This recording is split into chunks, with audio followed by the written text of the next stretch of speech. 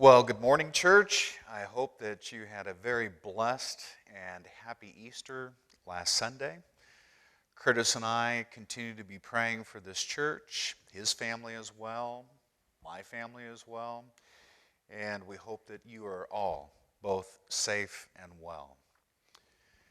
This morning, I'd like to talk about a subject that seems to be a pretty frequent question that is being asked not just here locally, within our own community, but certainly even around the world. And that is the question, why? Why would God allow this to happen? Or others say, why would God cause this to happen? And so I wanted to talk to you a little bit about that question. I don't know that I particularly have any great answers for you, but I know that the Word does, and that's what I wanted to share with you this morning. Now, it's a fairly lengthy passage from which we'll be reading. It's taken from John chapter 11, verses 17 through 35. And I thought it was appropriate to read this particular exchange in its context and in its entirety, because I think it will give, hopefully, some answers to all of us about that why question. On his arrival, Jesus found that Lazarus had already been in the tomb for 4 days. Now Bethany was less than 2 miles from Jerusalem, and many Jews had come to Martha and to Mary to comfort them in the loss of their brother. When Martha heard that Jesus was coming, she went out to meet him, but Mary stayed at home. "Lord," Martha said to Jesus, "if you had been here, my brother would not have died. But I know that even now God will give you whatever you ask." And Jesus said to her, "Your brother will rise again." Martha answered, "I know he'll rise again in the resurrection at the last day." Jesus said to her, "I am the resurrection and the life. The one who believes in me will live, even though they die. And whoever lives by believing in me will never die. Do you believe this?" "Yes, Lord," she replied. "I believe that you are the Messiah, the Son of God, who has come into this world." After she had said this, she went back and called her sister Mary aside. "The teacher is here," she said, "and he's asking for you."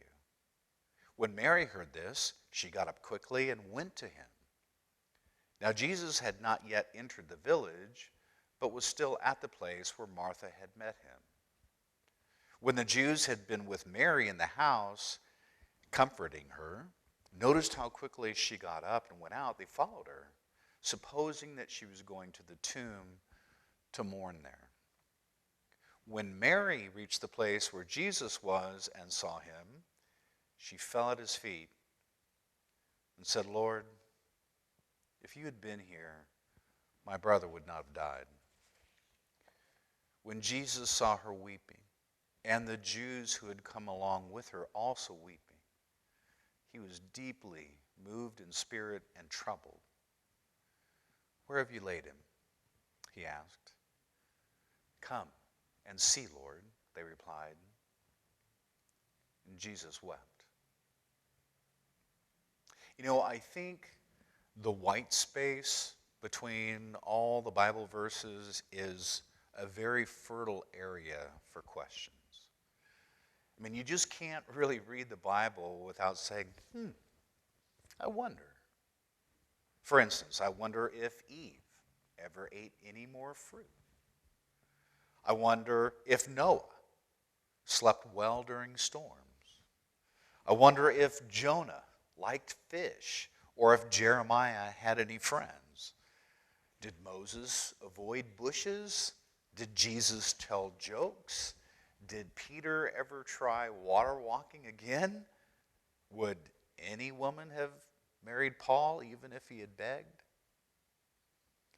You see, the Bible is kind of like a not-hold fence that separates us from God's pasture. We can kind of peek at some of the pasture, but still never see the whole thing. Or maybe it's like a scrapbook of snapshots. And these snapshots capture people during their encounters with God, but they don't always record the results of that encounter. So we wonder, why would God allow this coronavirus to infect our planet? And more importantly, why would God allow this coronavirus to affect my world? And church, I don't have any glib answers to that particular question.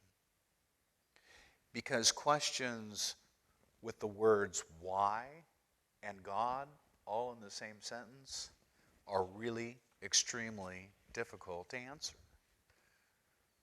They're difficult to answer because we're caught between what God says and what makes sense to us. We've done what He's told us to do, only to wonder if it was God talking in the first place. We've stared into a blackened sky with doubt and wondered if we're still on the right road. We've asked if we were supposed to turn left when we actually had turned right. And we've asked if there's a plan out there somewhere, because things really haven't turned out the way we thought they would. So we've asked our questions. Maybe we've even questioned God.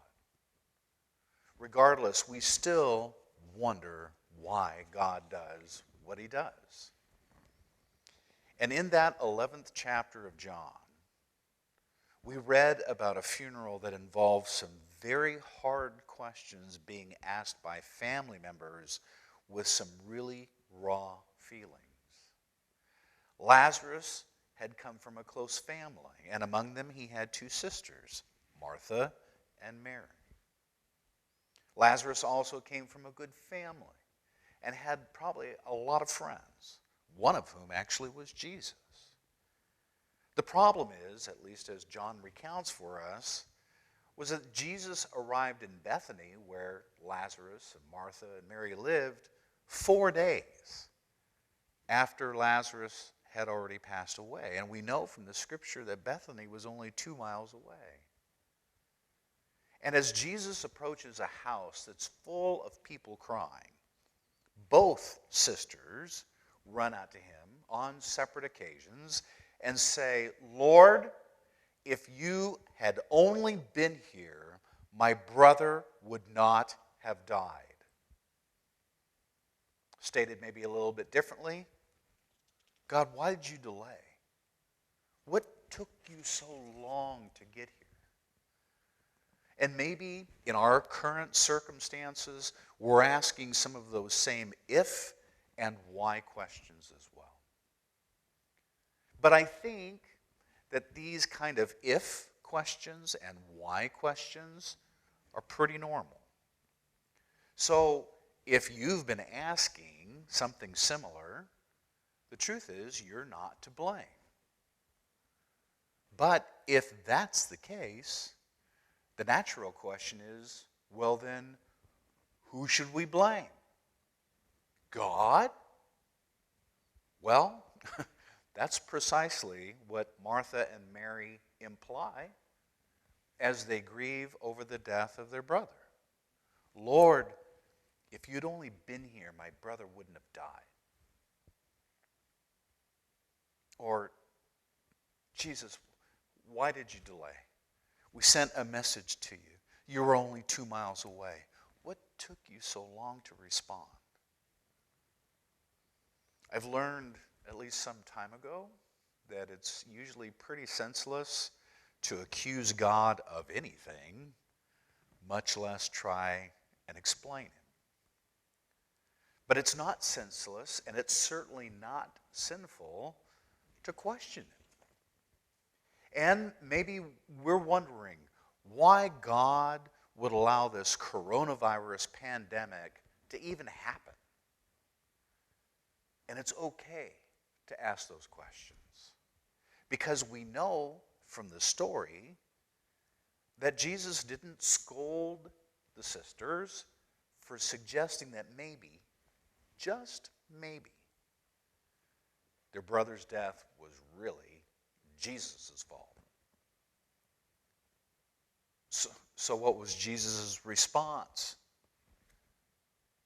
He cried. And Jesus' response really puzzles me, because why is the King of Kings and the Lord of Lords breaking down and crying at that particular moment?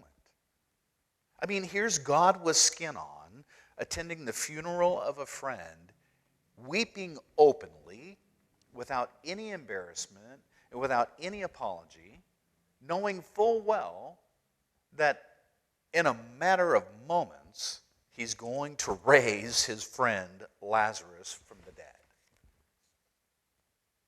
But as you continue the story,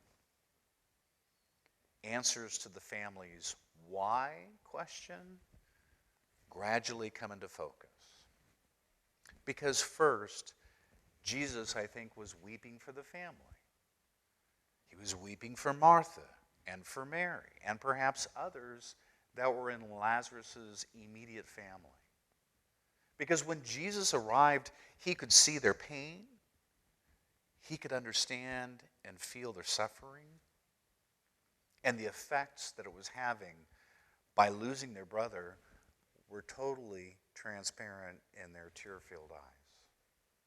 So I think Jesus shared in the loss of the family and he wept. And those of us who may have been assaulted by this silent enemy or have even lost a family member or a relative amidst this tumult, we can weep as well. But I think Jesus' tears were not just for the immediate family, but because Jesus himself had suffered a loss. I mean, Lazarus was his friend. And maybe Jesus traveled with him. Maybe Jesus ate with him. Maybe Jesus texted him or tweeted him or Instagrammed him or Facebooked him, whatever. However they communicated, Jesus had grown close to his friend. But now Jesus' friend was gone. That relationship had been broken. And Jesus felt the pain of losing a friend. So, understandably, he wept. And those of us who are concerned for or may have even lost a friend to this cruel virus can weep as well. And there may be one other reason why Jesus cried.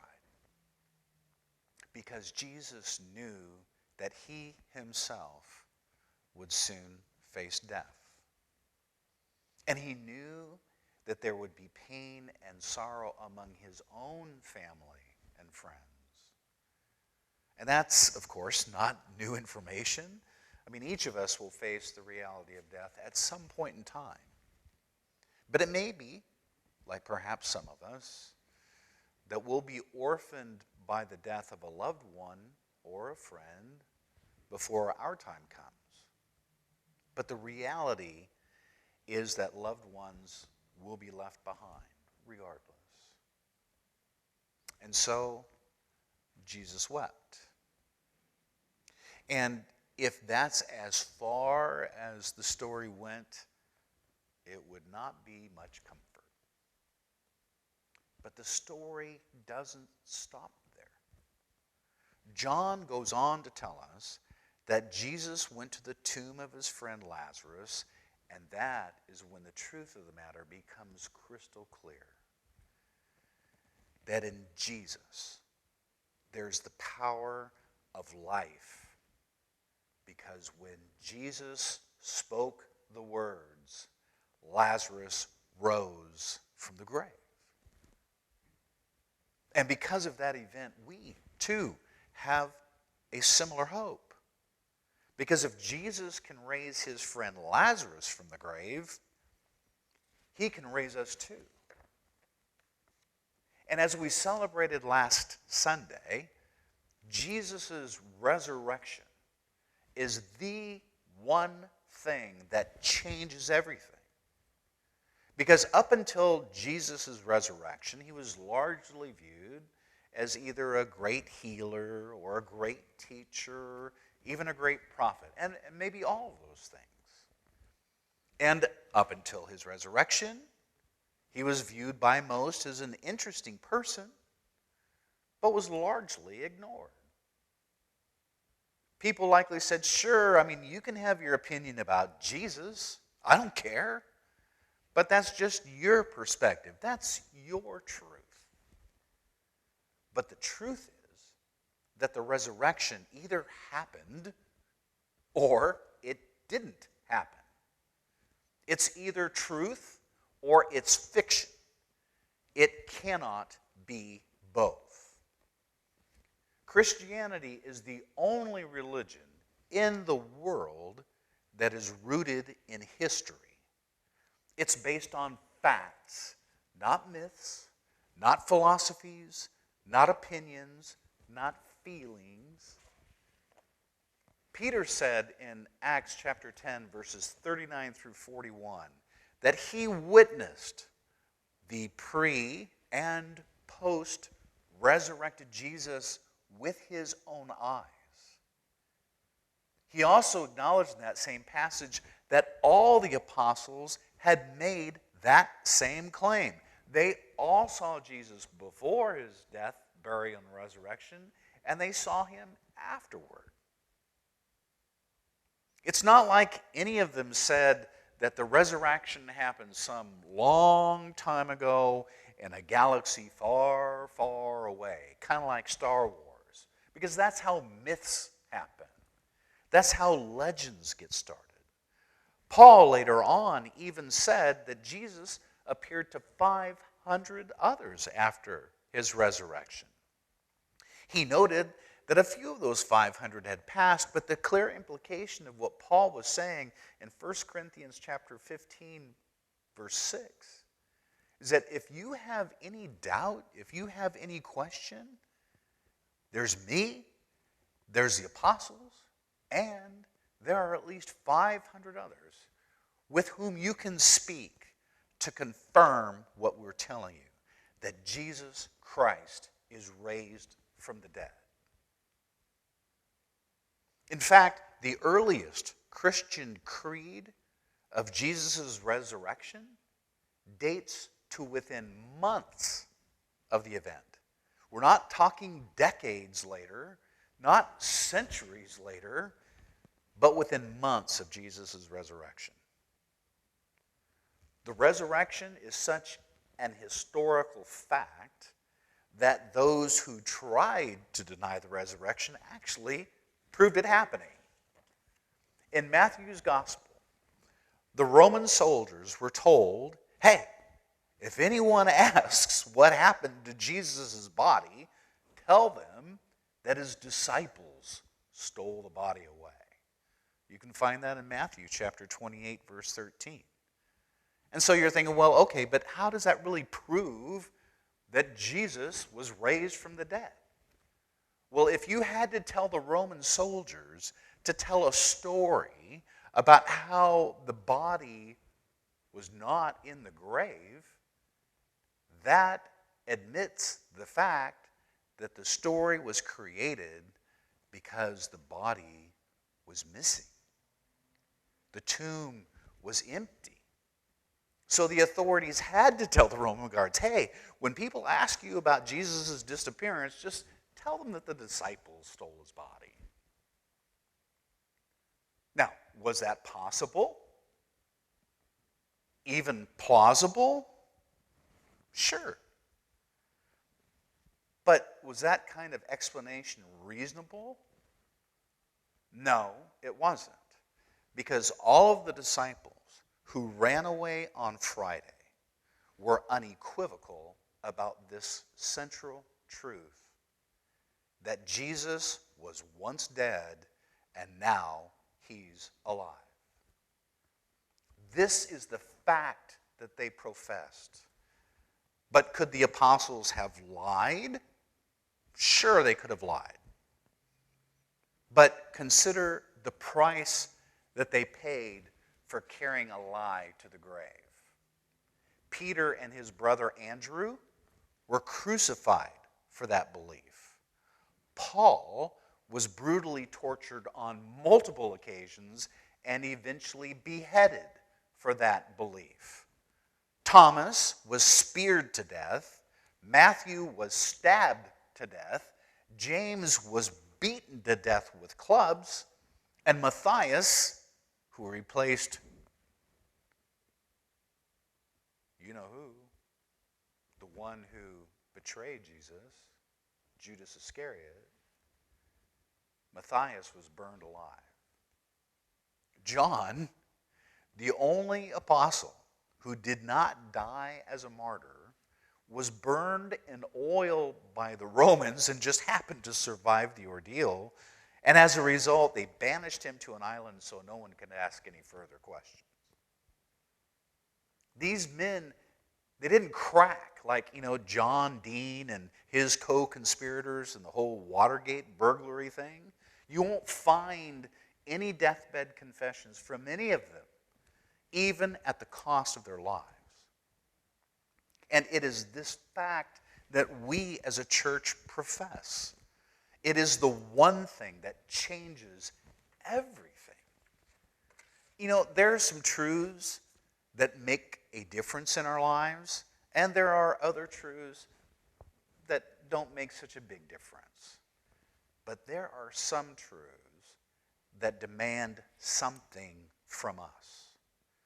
And the resurrection is one of those truths. The fact of the resurrection is the one thing that changes everything. Even now, in a time of such fear and uncertainty for so many, the resurrection is still true. For those who have lost a job, their health, or even a loved one, the resurrection is still true. And that's why we persevere. And that's why we witness in this faith. Like the apostles, they had time to recant it had it not been true. But none of them ever did. They were unanimous. They were unified. They were unequivocal in persevering in this singular truth. And every single one of them died alone. And right now, that, for all I know, might be your story. Or maybe the story of someone you know or someone you love. And the story, to whomsoever it might belong, may be overwhelmingly painful and seemingly without end. And so we cry out with our ifs and our whys.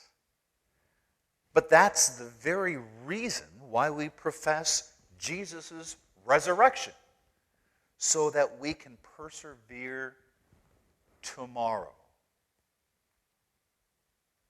Because if Christ's resurrection is true, then it's all true. It's the one thing that changes everything.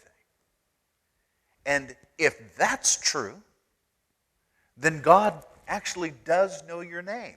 That's what it says in John chapter 10, verse 3. If that's true, church, then God hasn't forgotten about you. That's what Isaiah says in chapter 49, verse 15. If that's true, if the resurrection is true, then Christ established his church for you to have a family that you can call your own.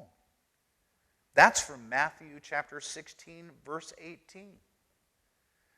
And you can have a church that you can call your own even when you're alone, or, such as these days, even when we are all apart. If the resurrection is true, then it is all true. And so, we stand at the fence of life, looking through a knothole at God's pasture that's on the other side. We might be sad. We may be fearful. We might be unemployed.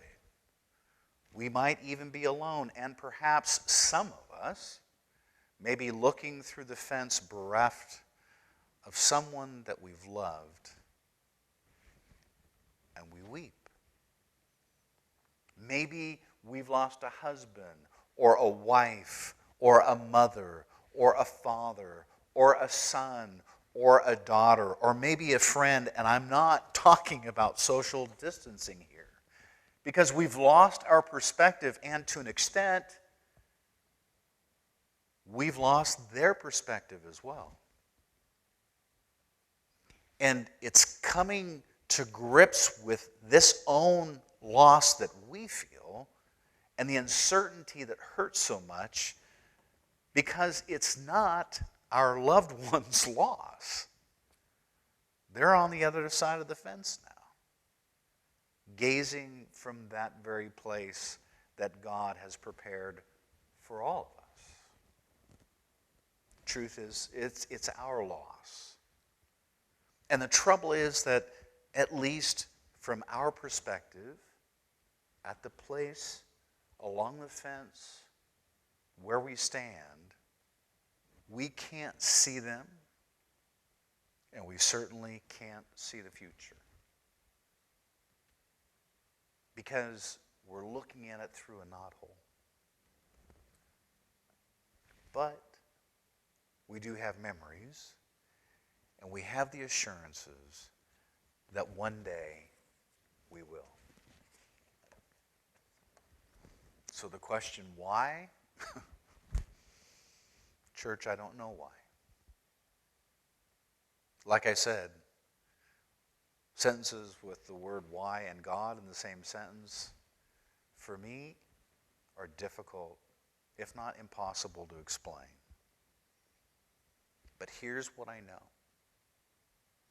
My faith in Jesus Christ, in our resurrected Lord, convinces me that He is more than able to keep all that I've placed in His hands safe and secure until He comes again. It's not my words. That's taken from 2 Timothy chapter 1, verse 12. So church, be encouraged. I know these days are long-suffering. All of us are clamoring to know when the end is going to be. And the latest information we have from our President of the United States is that he's released kind of a way in which the economy can get back into sync. But it's not going to happen overnight. It's a phased-in process. And then, of course, that process is not wholly dependent upon the President of the United States. He's leaving it up to the governors of each individual state. And our governor, Governor Newsom, has come up with a 6-point plan, very similar to President Trump's plan, but again, he's never said when that will begin. And the county of San Diego, as best as I can read the tea leaves politically, pretty much follows lockstep into what the governor is saying, what the experts are saying, what the consultants are saying, what the doctors are saying, what the statisticians are saying. And what they're all telling us right now, as of at least today, we still don't know when we can start the process of returning back to normal. And then we hear we're not so sure that normal is going to be normal like we used to know normal. So I don't know. What I do know is that I'm excited about the possibilities of what this experience can bring. It could be a revitalizing activity for this church. Perhaps these circumstances have happened to bring people to an awareness of their need for God. And so if that's the case, I want you to be prepared. so that you can give them that message, so that you can share the good news with them and let them know that there is hope, that there's a God who loves them, that there is a plan, and that God is in control. And so we have no idea what potential revival these experiences will bring, and not just to the United States. This is a worldwide pandemic. So we have no idea what God has in store. But Paul tells us in Romans 8:28 that all things work together for good for those that love God and are called according to his purpose. And if you're watching this video, you have been called for a purpose. Your attendance here, your participation here is meaningful and is necessary and is something to which you've been called. And for a certainty, I know that you love God. So, church, be encouraged. I don't know when we're going to be able to reconvene personally again. It's probably going to be some sort of phased-in process whose beginning we don't even know. So it could be several more weeks in the offing. And I'm not going to speculate about the date. I'm just going to look forward to the time when I can see all of you face to face.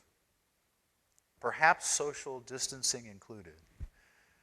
But what a glorious time that'll be to see all of you once again. But until then, call one another. Speak with one another. Pray for one another. Encourage one another. In whatever capacity and whatever talent or gift you have, use it for the glory of God and the building up of his church, a portion of which meets here at Oak Hill. God bless you all. May God keep you safe. May God keep you well. And may our God bless all of you richly.